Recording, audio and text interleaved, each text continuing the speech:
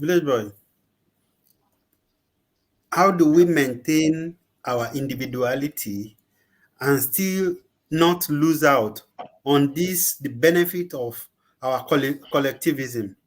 You see, the truth is that even when we were collective, we are not still losing that our individuality. Actually, it's the ignorance of the system that make us feel that we do lose our individuality. Why do we have individual names? When something is done, they know who did it. It's as simple as that. So the yes, I know that over time also we have to fight undue pressures by some overtly entitled mentality, where you think that because we are collective, so you have unhindered access to other people's personal resources. There is a line. There is a line of decorum. There's a line of decency. You know, there are things if you are if you are cautioned, well cautioned, you should be able to know that okay, yes, our day uh, collective artists on Olalale, it has a demarcation. So you know that okay, this is the area you should not go through, you should not go beyond.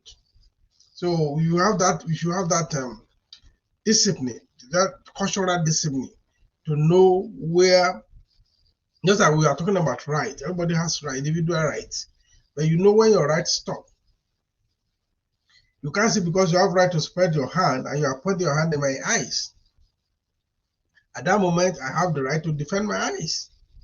So I think decency, decorum, cultural competence, I will call it cultural competence, is what we need to go forward. You don't lose your individuality actually. And sometimes there is this philosophy that when you give out your power, you actually gain it. You see, you lift somebody up, your hand cannot stay down. I know that sometimes overtly abuse occur in anything that is human abuse. That's why we have court system. That's why we have prison for those who will cross the red line. So of course, even then, I mentioned the word governance at the earlier stage. There are checks and balances. There are processes maybe you can call somebody to order. Even when we have these cohesive families, etc., we still have some people that are crossing the red lines and they were properly reprimanded and brought in line. So I think it's the fear, it's a funded fear to think that if I subscribe to collectivity as we call it, I will lose my individuality. No, I don't. Because me is me, what I'm bringing to the table.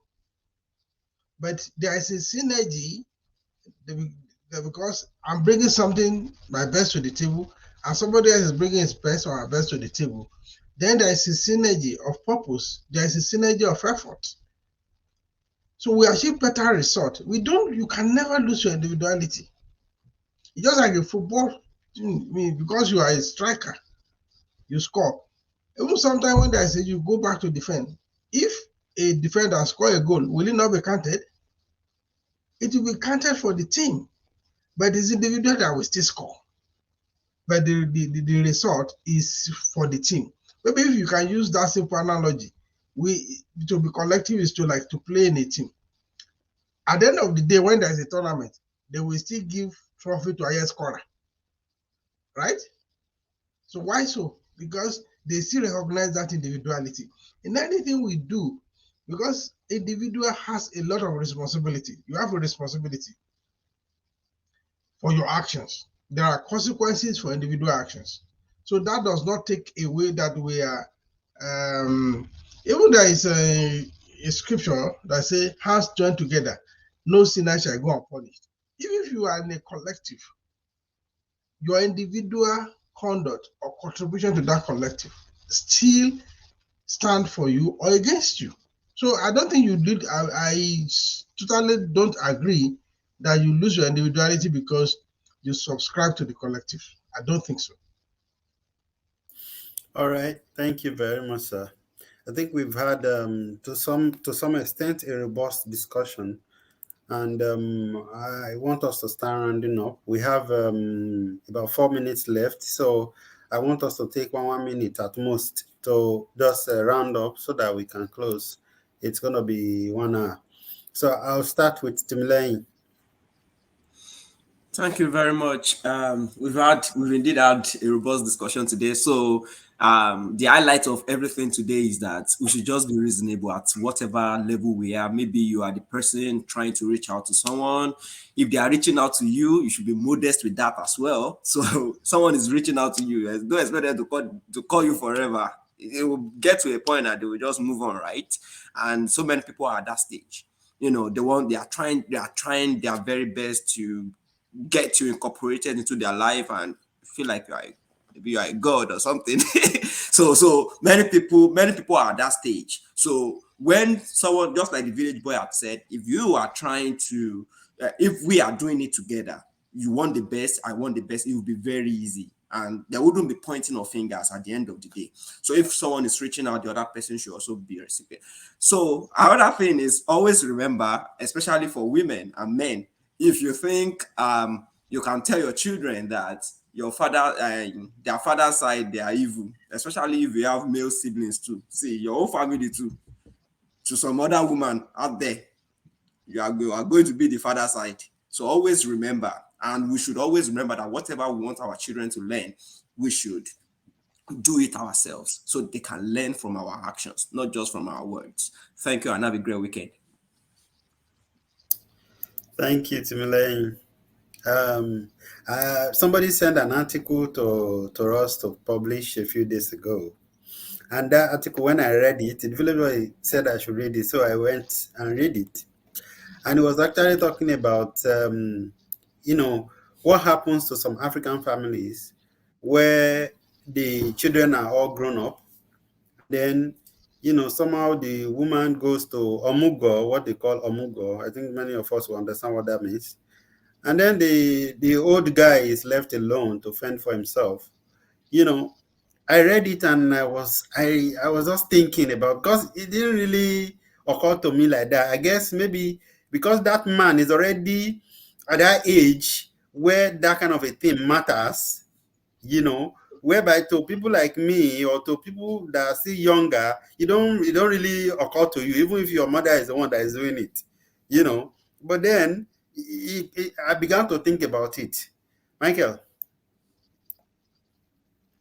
Yeah, and I would I wanted direct my advice, admonition rather, to young ladies before now, but let me permit me to just say that sometimes ago there's a very older person, a lady that pointedly said that she does not pray to have a mother-in-law, and I told her that it is not a cause. Whatsoever you sow, you will definitely reap. Invariably, your own daughter-in-law will pray never to meet you at home. So it became a contentious issue, and the person took picked offense, and it was not a cause. So it's just an admonition to young ladies, and it's becoming a trend. Please never at any time pray against anybody's mother or to say that you don't want to have a mother-in-law. I beg you in the name of God. And as I tell you, the person up to today, though very older than myself, but still not yet married, perhaps that's what God is holding against her. Please, I beg in the name of God. Then to the question, it is also an appeal to grandmothers and intending grandmothers that bear in mind that you and your husband started life together, and it will be height of shall I say, insincerity and lack of commitment to your husband to leave him alone, to languish, to wander, and to suffer at old age.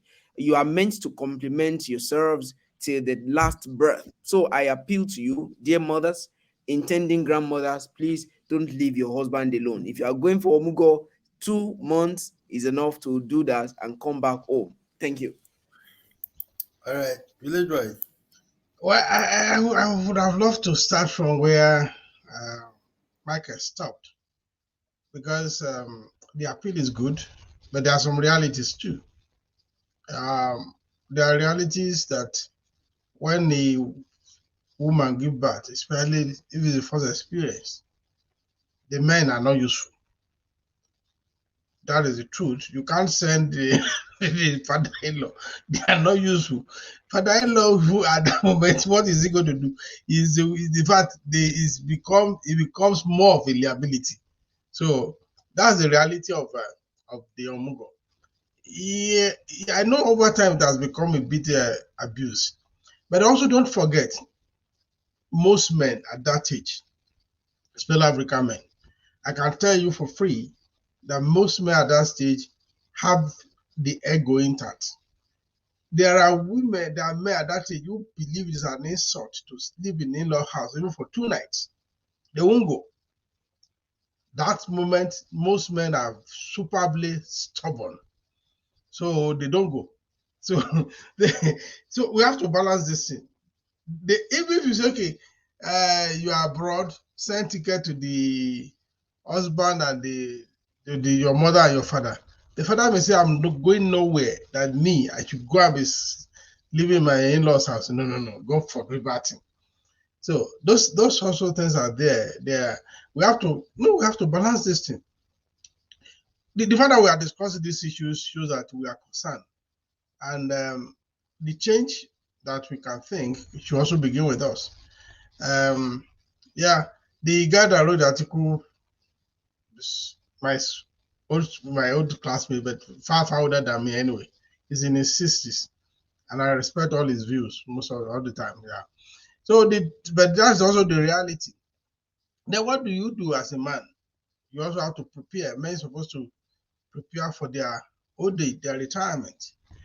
And it's because of some of this stress that make men to go earlier than the women. So, and many of us also begin to look at the dynamics.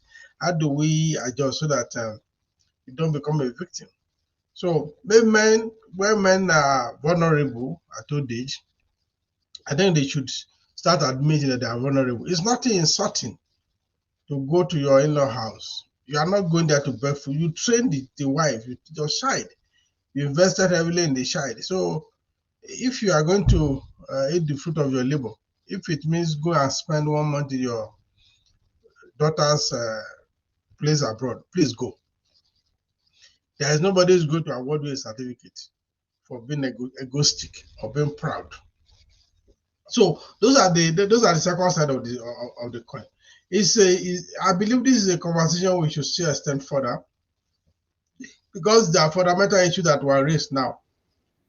And then we should take the issue of mother-in-law and daughter-in-law crisis. That dynamics is too hard to neglect. Maybe when we are doing that, we should be thinking of bringing more than one woman to the panel to discuss that, because it's a Yeah, I've had I just people. hope it doesn't become complication It when we shouldn't. I've discuss it. had people making as a prayer point that whoever they want to marry, the mother must have died. This I've been hearing this for 35 years ago. It's not just a new thing. Yeah, So I but think we should. I think it actually started with the church. Or I'm sorry, let me not say say it expressly, but I The feel like it element of started. religion is in it. We God cannot bless dispute you. that. Yeah, An element of yeah, religion not is in it. necessarily church. Yeah, Okay, not necessarily church. Yeah, but yeah. there's the element of even old people. The old people are mostly, they are probably evil. You understand? It's a When you watch misconception. Nigerian movie 10, That 20 is years ago, that is lack it of is the old knowledge. people That is that lack is of the knowledge. and when we watch this kind of things, somehow they communicate to our subconscious, and then gradually we build an attitude about it. These are extended family. As we become woke, even we think as, oh, these people are extended family members. This one don't pay now. And especially because of the economic factor, there's so many things that we can talk about, but because of time, we won't be able to take it further. Because for instance, if I have 10 cousins and all of them are saying, send me 2,000, 2K, sharp, sharp. Urgent 2K. Urgent 2K. Urgent. I It beg, will me, I accumulate. did Nigeria. I beg, I need urgent to go. I beg, Mona. It will accumulate. Yeah, So Yeah, some it of these become things are burdensome. what cause in our day and time, Well, Because I guess in those days, when you tell somebody that you don't have, they somehow believe you, you know, or maybe they gossip behind you. But today now, it's not. Yahoo! Yahoo boy, Anyway, girls. Yeah, there's we have to economic move pressure. on. That's the reality of economic pressure. There's no doubt Yeah. about Yeah, that. yeah. So we have to close now because I said we will not spend more than 1 hour. So and it's a 1 hour 6 minutes already. So next week we'll be back. There's a question that I still have, but I'm thinking not to bring it in at all. That is historically, does marriage have to do with maintenance or social status? So we now look at it today. I saw a discussion somewhere where people are saying marriage has become like something that people used to. It's like poverty alleviation program, you know. So I want us to discuss something like that, you know. So let's see, maybe next week or thereabout we will discuss it. Thank you very much for all those who have watched us. Thank you for those who have shared. We are going to cut this video into pieces so such that it becomes easy for people to quickly watch 5 minutes, 6 minutes, and then share. Thank you very, very much. I appreciate all of us, the viewers and our guests. Thank you.